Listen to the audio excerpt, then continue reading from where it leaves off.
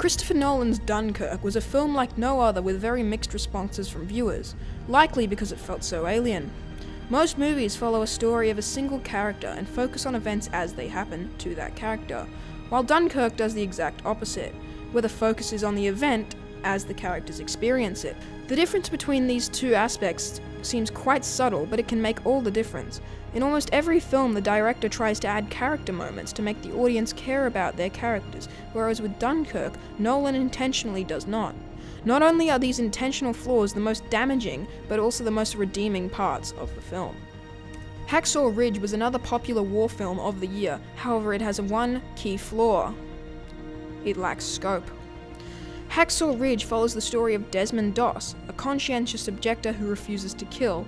While this film does a great job of telling that one story, it fails to capture the scope of the real event.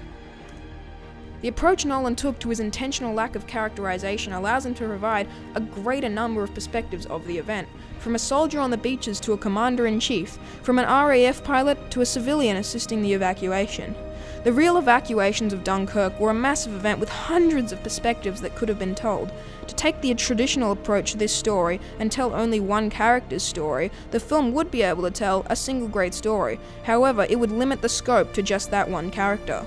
Nolan's approach, while making the characters weaker, does justice to the event, as it allows for a more total understanding for the viewer over what transpired better than any film with only one perspective.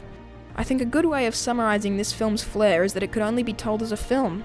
Most other war stories like Saving Private Ryan and Hacksaw Ridge could transfer wonderfully into a novel and provide a great read. However, Dunkirk, as Nolan told it, would fail if it were to be converted into any other medium.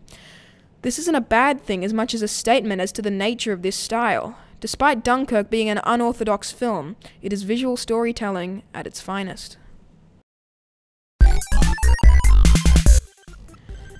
I think a good way of summarizing this film's flair at and a civilian assisting the evacuation. Nope.